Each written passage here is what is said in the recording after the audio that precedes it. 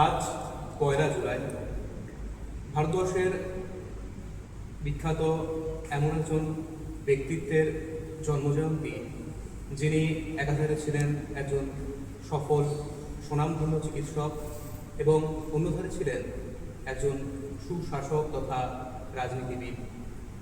আজ ডক্টর বিধানচন্দ্র রায়ের ১৪৪তম শুভ আবির্ভাব দিবস। আমরা সকলে উপস্থিত হয়েছি তার এই জন্মজয়ন্তী উদযাপনের জন্য। 1882 খ্রিস্টাব্দে ১ জুলাই তিনি কলকাতা শহরে জন্মগ্রহণ করেন। আমরা যদি তার কর্মজীবনের দিকে আলোকপাত করি তাহলে দেখতে পাব তিনি তার কর্মজীবনের প্রারম্ভে ছিলেন একজন সফল চিকিৎসক। 1911 খ্রিস্টাব্দে তিনি বিলেত থেকে চিকিৎসা শাস্ত্রে ডিগ্রি অর্জন করে ভারতে তথা পশ্চিমবঙ্গে ফেরেন এবং যোগদান করেন কলকাতা মেডিকেল কলেজে। পরবর্তীকালে আরজিকর মেডিকেল কলেজ এবং ডক্টর নীলরতন সরকার মেডিকেল কলেজে তিনি শিক্ষকতা করেন। মেডিকেল অ্যাসোসিয়েশন অফ ইন্ডিয়ার প্রতিষ্ঠায় তিনি নেতৃত্ব দেন। ইন্ডিয়ান অ্যাসোসিয়েশন অফ মেডিকেলের প্রথম সভাপতি হিসেবে তিনি নিযুক্ত হন।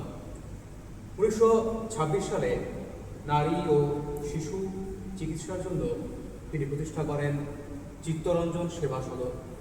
এছাড়াও কলকাতার বিভিন্ন স্থানে স্নাতকোত্তর চিকিৎসা কলেজ কিংবা মানসিক স্বাস্থ্য ইনস্টিটিউট বা সংক্রামক ব্যাধি ইনস্টিটিউট বিভিন্ন প্রতিষ্ঠা তিনি অনুষ্ঠিত করেন এবং এই সকল প্রতিষ্ঠায় গঠনে তিনি অনবদ্য ভূমিকা পালন করেন। তিনি কেবল একজন সুচিকিৎসক বা স্বনামধন্য চিকিৎসক ছিলেন না, তার আরেকটি গুরুত্বপূর্ণ এবং উল্লেখযোগ্য পরিচয়, তিনি ছিলেন পশ্চিমবঙ্গের দ্বিতীয় মুখ্যমন্ত্রী।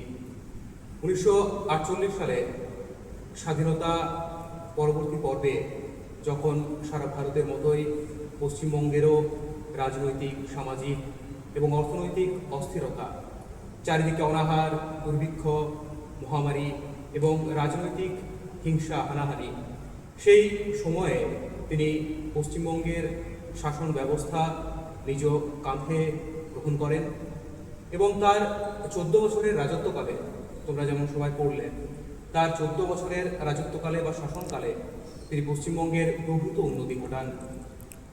দুর্গাপুরের মতো শিল্প নগরী তার শাসনকালে প্রতিষ্ঠিত হয়।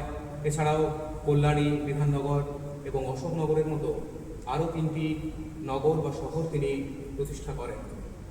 পশ্চিমবঙ্গকে সেই অন্ধকার পরিস্থিতি থেকে নিয়ে আসেন আলোয় এবং পশ্চিমবঙ্গকে তিনি নতুন রূপ দান করেন। তাই তাকে বলা হয় পশ্চিমবঙ্গের উপকার। তিনি পশ্চিমবঙ্গের উপকার হিসেবে অভিহিত হন। তবে তিনি রাজনীতিবিদ হলেও বা মুখ্যমন্ত্রী থাকাকালীনও তিনি তার মূল যে কর্মজীবন বা চিকিৎসা তা কিন্তু তিনি ভুলেননি। তিনি আমৃত্যু রোগী সেবা করে গেছেন এবং মুখ্যমন্ত্রী থাকাকালীনও তিনি প্রতিদিন বিনামূল্যে রোগীর চিকিৎসা সেবা করতেন। চিকিৎসা সেবায় বা চিকিৎসা শাস্ত্রে তিনি ছিলেন একজন বিখ্যাত শল্য চিকিৎসক, যিনি বিশ্বকবি রবীন্দ্রনাথ ঠাকুরেরও চিকিৎসা করেছিলেন। তাই তার এই চিকিৎসা শাস্ত্রে বা চিকিৎসা ক্ষেত্রে, চিকিৎসা জগতে অসামান্য অবদানের জন্য তিনি ভারতের সর্বোচ্চ বেসামরিক সম্মান ভারতরত্নে ভূষিত হন 1961 খ্রিস্টাব্দে। আমৃত্যু তিনি পশ্চিমবঙ্গের মুখ্যমন্ত্রী ছিলেন এবং 1962 খ্রিস্টাব্দের আজকের দিনেই অর্থাৎ 1 জুলাই তিনি আমাদের ইহলোক ছেড়ে পরলোক গমন করেন। তাই আজ 1 জুলাই যেমন তাকে তার জন্মদিনে বা জন্মজয়ন্তীতে স্মরণ করার দিন, একই সাথে আজ তার তিরোধান দিবসও বটে।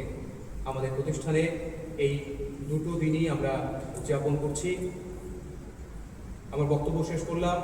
এরপর ডক্টর বিধানচন্দ্র রায়ের প্রতিকৃতিতে মাল্যদান করে এবং পুষ্পার্ঘ্য অর্পণ করে আমরা তাকে শ্রদ্ধা এবং সম্মান জানাবো।